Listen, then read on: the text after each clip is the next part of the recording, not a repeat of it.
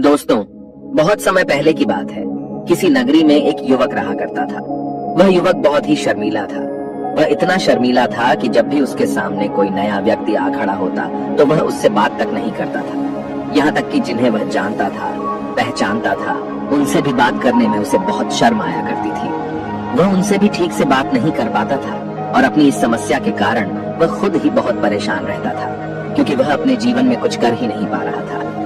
धीरे धीरे समय बीतता गया और समय बीतने के साथ साथ उस युवक की शर्म आने की आदत भी बढ़ती चली गई, जिस कारण वह अत्यधिक निराश रहने लगा, परेशान रहने लगा, चिंतित रहने लगा। उसे यह समझ नहीं आ रहा था कि वह अपनी इस समस्या से किस तरह से छुटकारा पाए। उसके घर वाले भी अब उसकी इस समस्या को लेकर बहुत चिंतित रहने लगे थे। वे सोचते थे इसका क्या होगा, या अपने जीवन में कुछ कर पाएगा भी या नहीं। जब भी वह कहीं पर काम के लिए जाता तो लोग उसके इस सीधेपन का फायदा उठाते, उसे परेशान करते। वह कुछ ज्यादा कह नहीं पाता था, जिस कारण उसे कोई कुछ भी कह देता और वहां से चला जाता। इन्हीं सब कारणों की वजह से उसका मन कहीं भी किसी भी काम में नहीं लगता। वह हर काम को कुछ ही दिनों में छोड़ दिया करता। उसके मन में बहुत कुछ चल रहा था। उसके मन में विचारों के तूफान उठ रहे थे।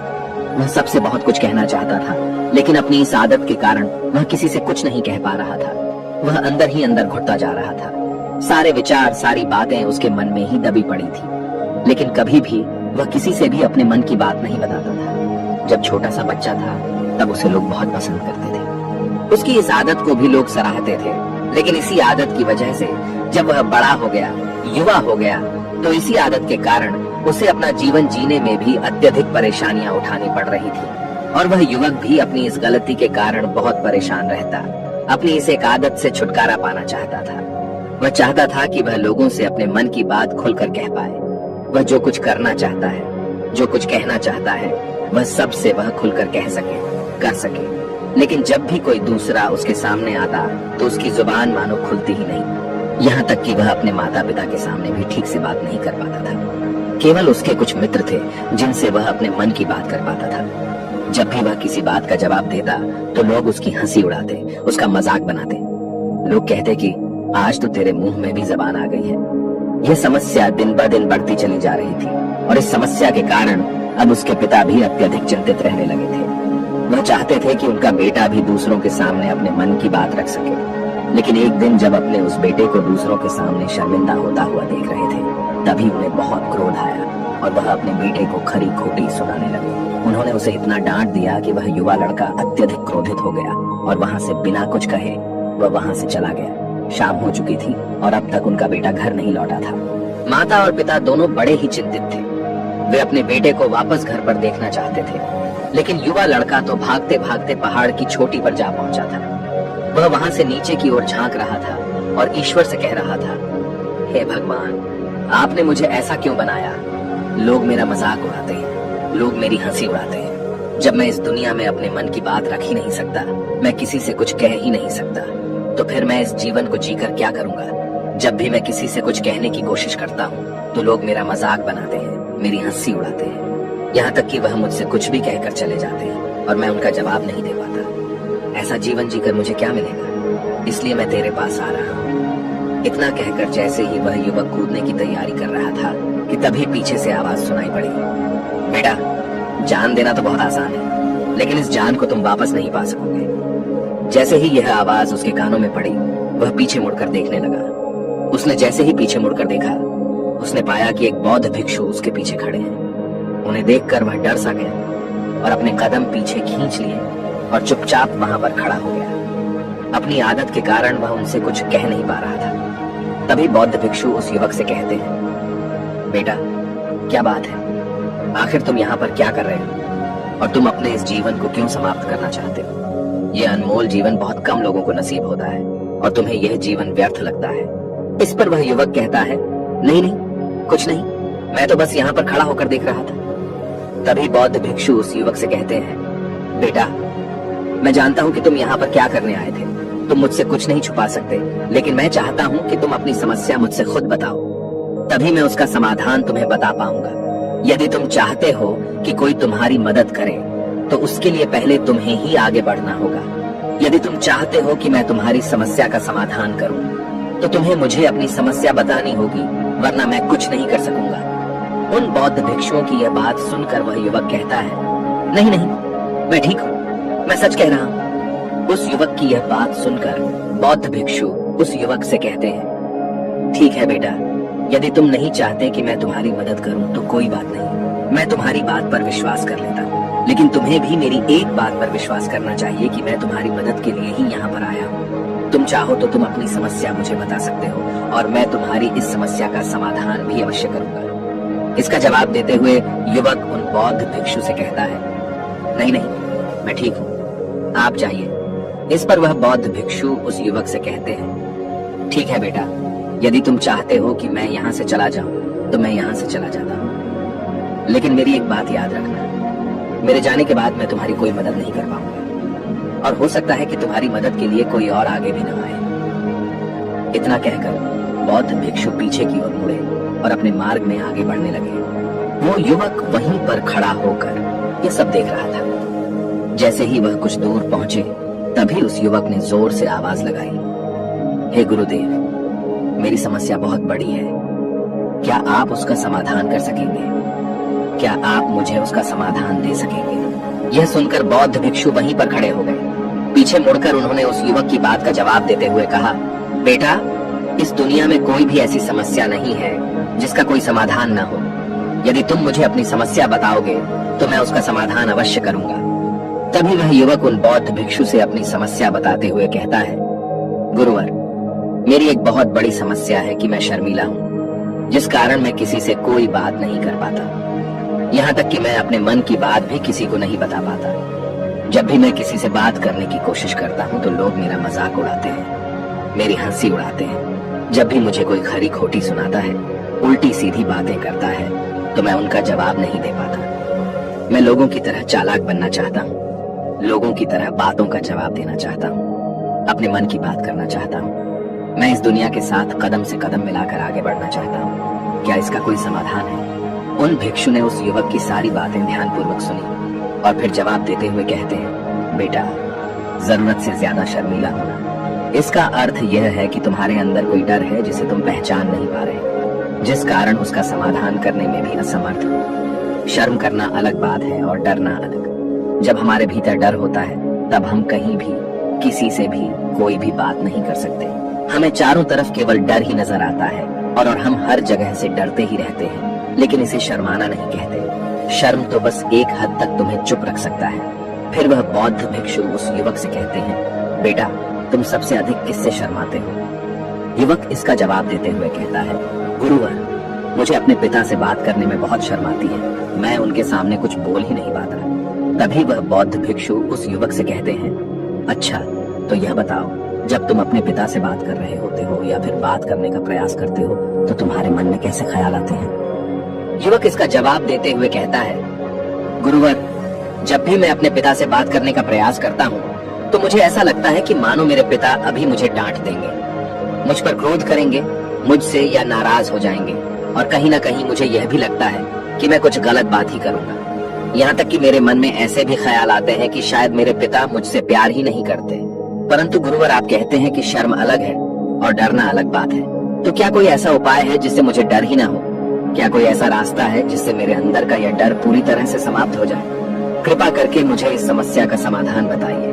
मुझे अपने इस डर से बाहर निकलना है, मुझे लोगों की तरह अपने इस जीवन को खुलकर जीना है। उस युवक की ये सारी बातें सुनकर बौद्ध भिक्षु उस युवक से कहते हैं, जाओ और अपने पिता से कहो कि मुझे कुछ काम करना है और उसके लिए मुझे आपसे कुछ धन चाहिए।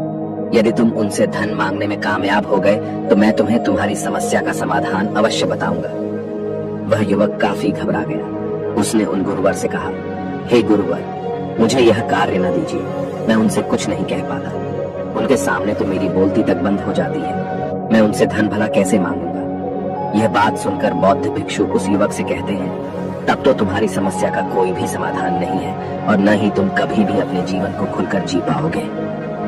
यह बात सुनकर युवक उन भिक्षुओं से कहता है, गुरुवर, ऐसा न कहें, कृपा करके मुझे कोई और कार्य बताइए, कोई ऐसा कार्य जिससे मेरे अंदर का डर पूरी तरह से समाप्त हो जाए, कोई ऐसा समाधान बताइए। इसका जवाब देते हुए वह बौद्ध भिक्षु उस युवक से कहते हैं, बेटा, यदि तुम्हें अपने अंदर के डर को समाप्त करना है तो पहले तुम्हें मेरा यह कार्य करना होगा जो मैंने तुम्हें कहा है।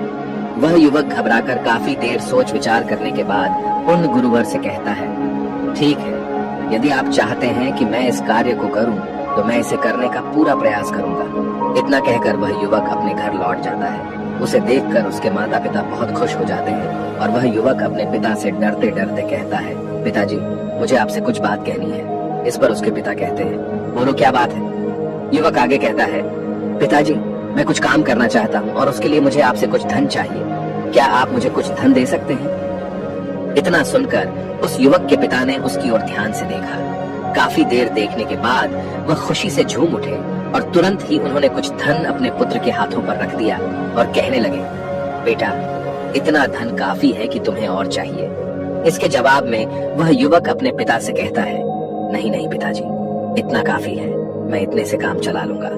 वह युवक उस धन को लेकर तुरंत दौड़ा दौड़ा उन बौद्ध भिक्षु के पास लौटा और जो धन उसने अपने हाथों में ले रखा था उसे दिखाते हुए वह कहता है, गुरुवर, जैसा आपने कहा था, मैं धन लेकर आपके पास आ चुका हूँ।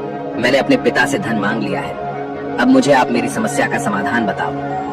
तभी बौद्ध भिक्षु उस युवक से कहते हैं, अरे इतनी जल्दी क्या है, अभी तो तुम्हें मेरे लिए एक और काम करना है, तभी मैं तुम्हें तुम्हारी समस्या का समाधान अवश्य बताऊंगा। और यदि तुम मेरे लिए इस कार्य को नहीं पूरा कर सके तो मैं तुम्हें कभी भी तुम्हारी समस्या का समाधान नहीं बताने वाला।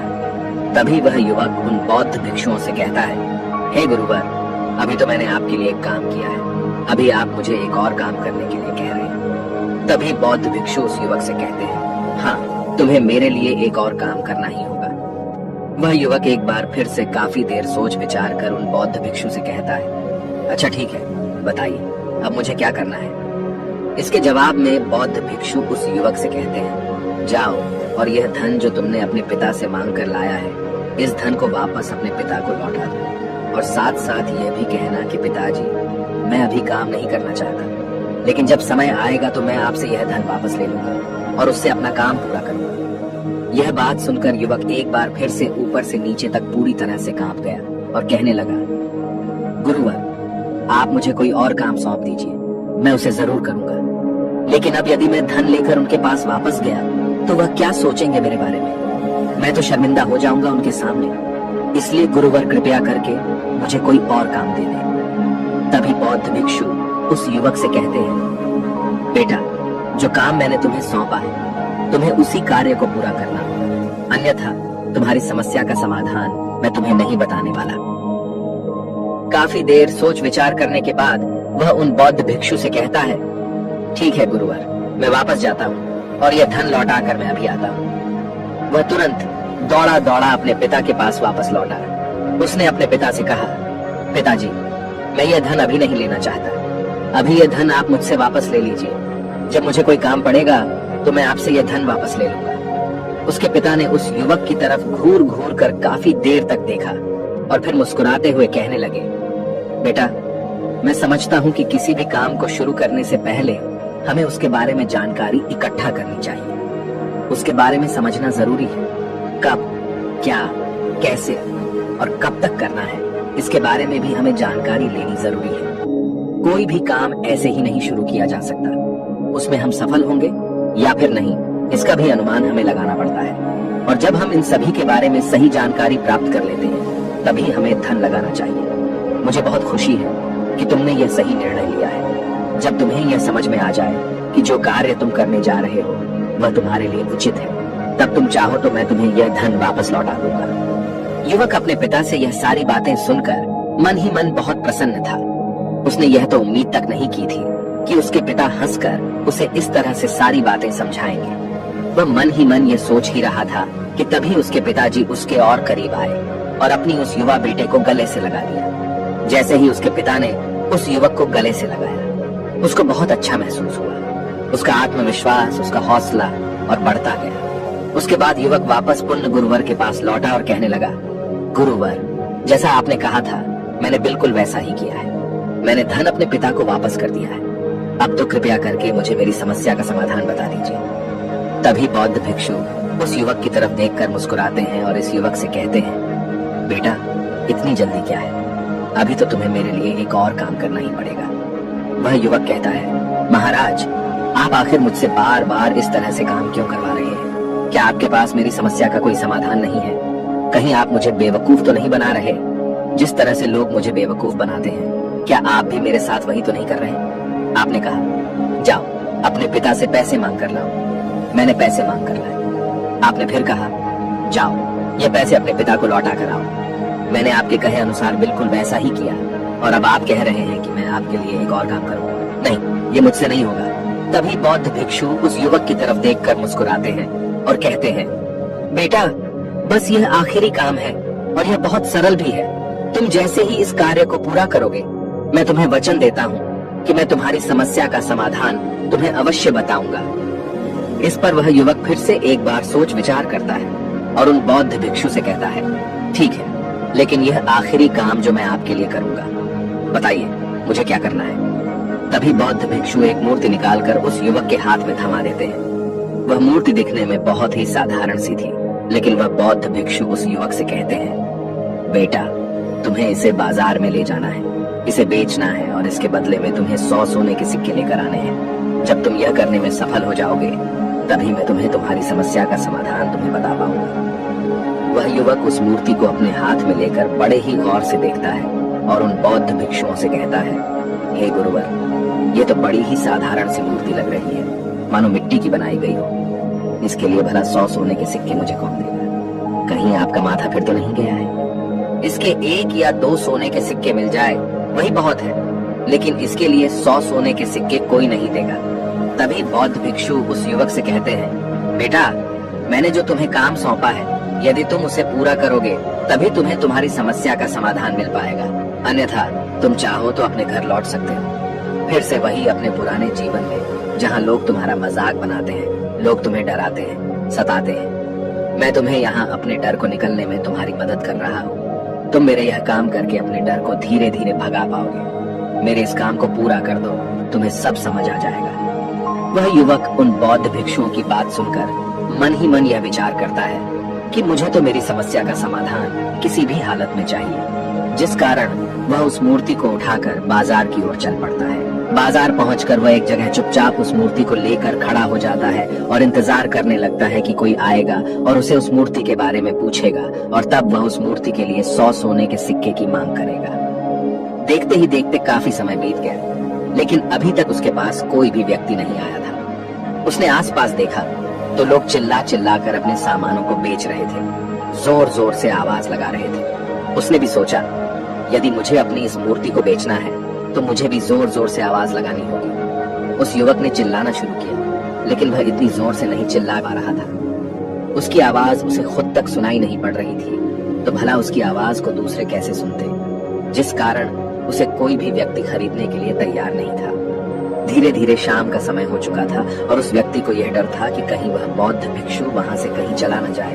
अन्यथा उसे उसकी समस्या का समाधान कौन देगा। ये सोचकर उसने जोर जोर से आवाज लगानी शुरू की कि 100 सोने के सिक्के में यह मूर्ति ले लो।